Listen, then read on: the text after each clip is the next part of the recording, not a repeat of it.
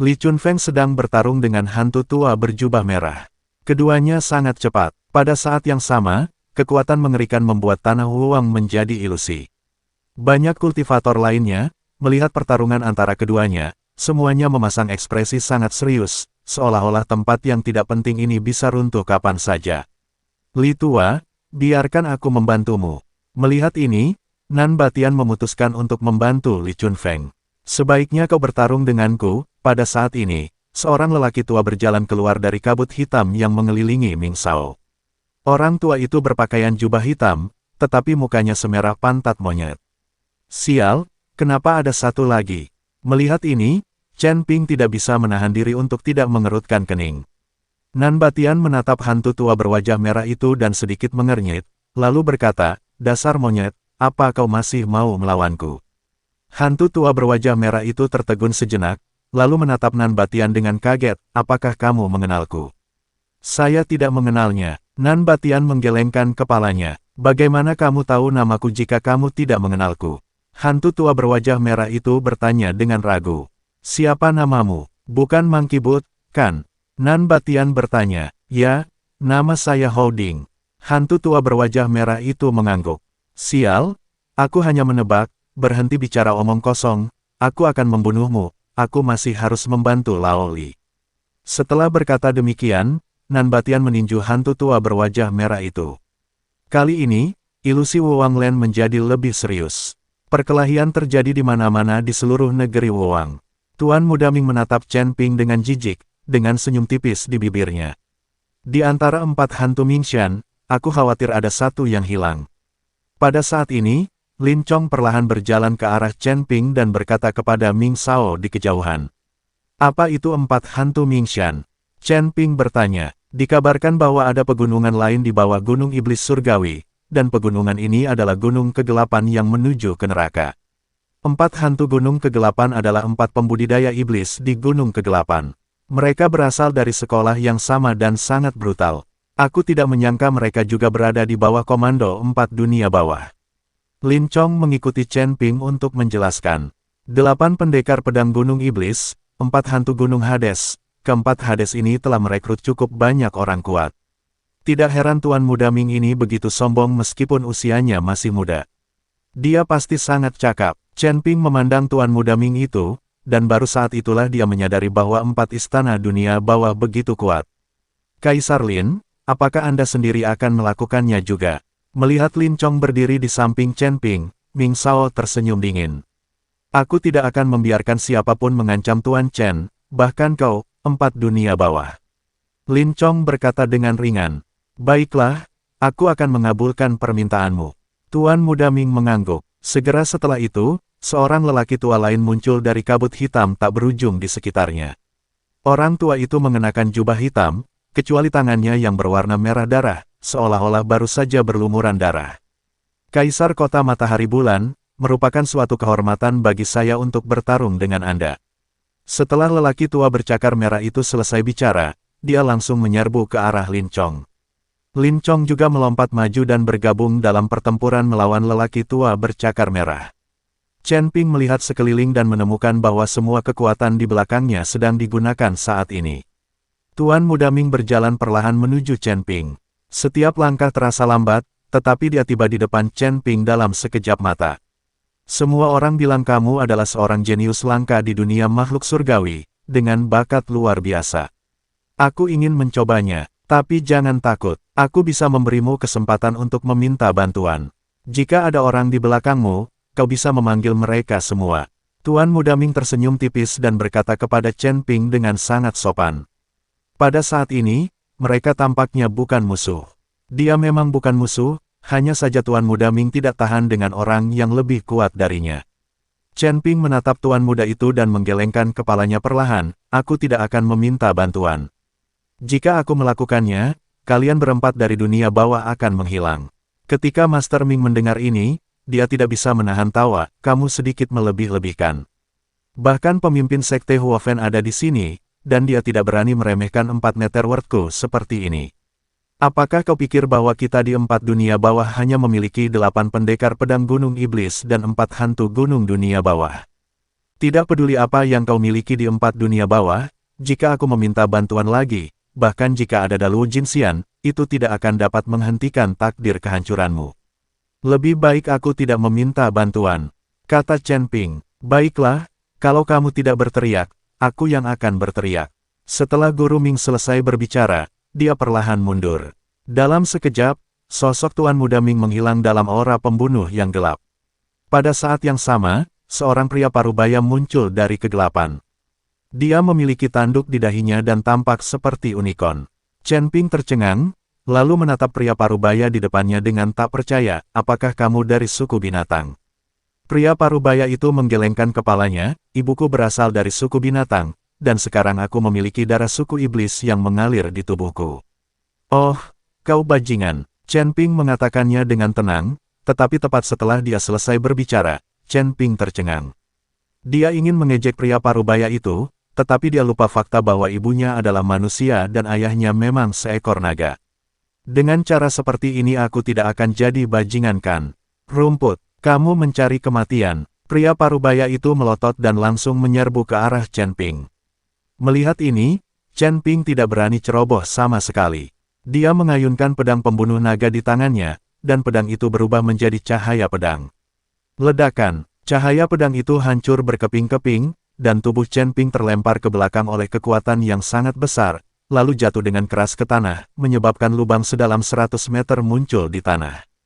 Pergilah ke neraka, pria parubaya itu berteriak dengan marah, lalu telapak tangan besar langsung menembus kabut hitam, memasuki lubang sedalam 100 meter, dan menghancurkannya ke arah Chen Ping. Saat tangan raksasa itu berguling ke bawah, gelombang kekuatan yang mengerikan menekan tubuh Chen Ping, dan tanah di sekitarnya terus-menerus terkompresi. Berdengung, pada saat itu, suara pedang terdengar dari dasar lubang, diikuti oleh cahaya pedang emas yang melesat ke langit, langsung menembus tangan raksasa itu.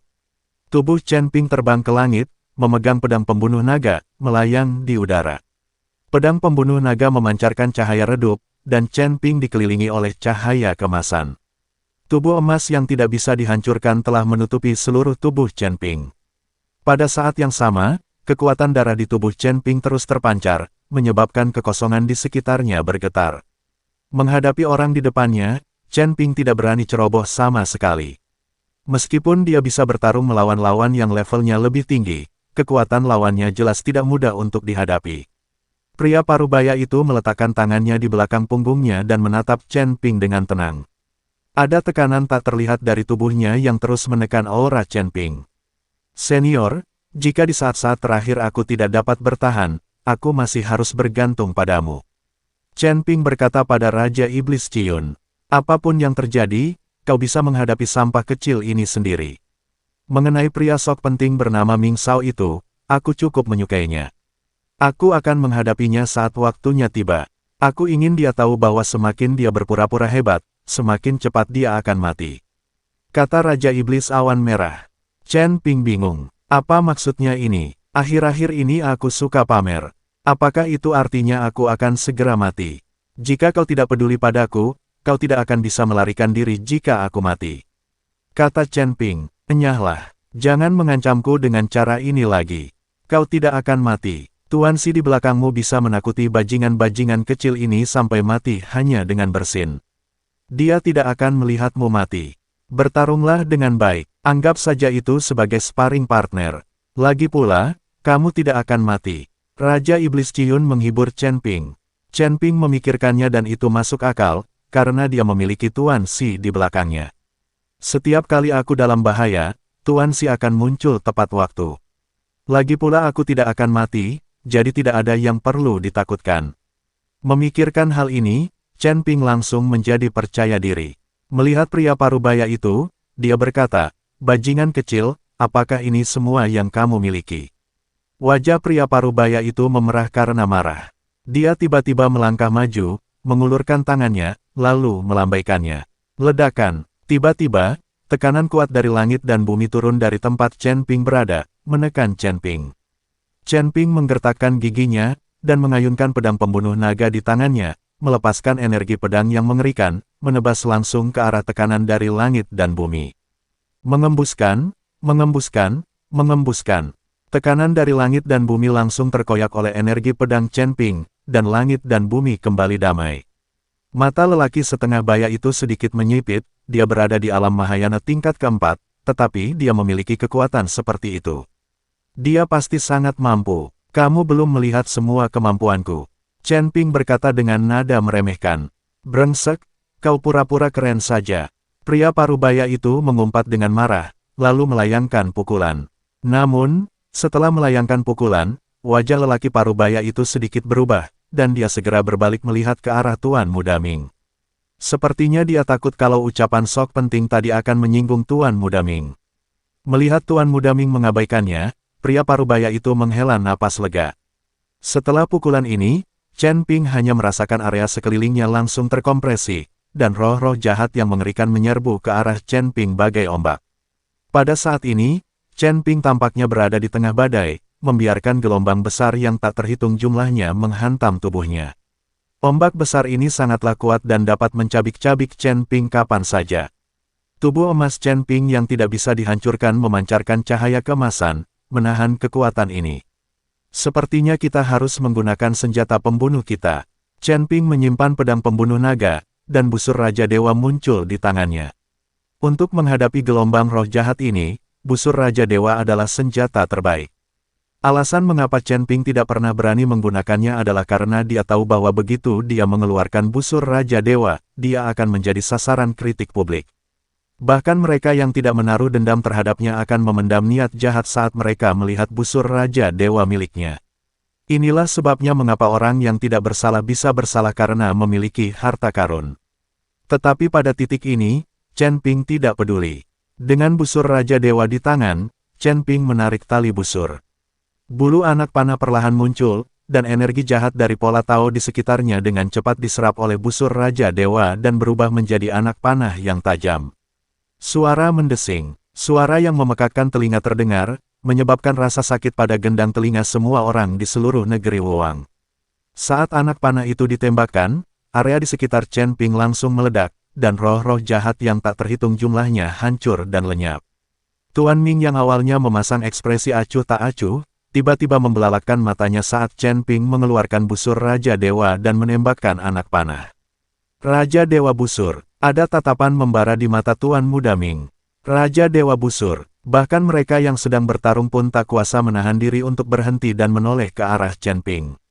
Pria parubaya itu sedikit mengernyit dan bertanya dengan tidak percaya, kamu menggunakan busur Raja Dewa. Lumayan, apakah kamu ingin mencoba kekuatannya? Chen Ping tersenyum, lalu tiba-tiba menarik tali busur. Antara langit dan bumi, roh-roh jahat yang tak terhitung jumlahnya menyerbu ke arah busur Raja Dewa. Sebutir bulu anak panah yang bersinar dengan cahaya keemasan muncul di busur sang Raja Dewa. Suara mendesing, Chen Ping melepaskan anak panah, dan pria parubaya itu buru-buru melepaskan serangkaian energi yang kuat, tetapi pedang tajam itu langsung menembus energi yang kuat itu, diikuti oleh ledakan dahsyat. Kekuatan yang mengerikan itu menyebabkan pria parubaya itu langsung mundur, dan kekosongan yang dilaluinya mulai runtuh. Setelah akhirnya menstabilkan dirinya, pria parubaya itu berkata dengan terkejut di matanya, sungguh kekuatan yang kuat. Busur Raja Dewa memang layak dengan reputasinya. Setelah berkata demikian, lelaki parubaya itu tiba-tiba berubah menjadi garis panjang dan menghilang. Chen Ping juga melompat hampir pada saat yang sama. Mau lari, Chen Ping menarik busurnya dan menembakkan anak panah, dan anak panah itu melesat ke arah pria parubaya itu. Pria parubaya itu meninju keluar satu demi satu ki pelindung, dan bulu anak panah bertabrakan dengan ki, menyebabkan seluruh daratan Wuang runtuh perlahan. Namun, setelah kekuatan ini mencapai tangga ke surga, kekuatan itu lenyap tanpa jejak dalam sekejap, dan area di mana tangga ke surga berada tidak terpengaruh sama sekali. Semakin berani pria parubaya itu dalam pertempuran, semakin banyak darah iblis di tubuhnya yang keluar. Tetapi Chen Ping merasa sangat lelah. Meskipun busur Raja Dewa sangat kuat, setiap kali ditarik, busur itu menghabiskan terlalu banyak energi Chen Ping. Chen Ping menggertakkan giginya dan berjuang sampai sekarang. Jika dia tidak memiliki busur Raja Dewa, Chen Ping pasti sudah dikalahkan.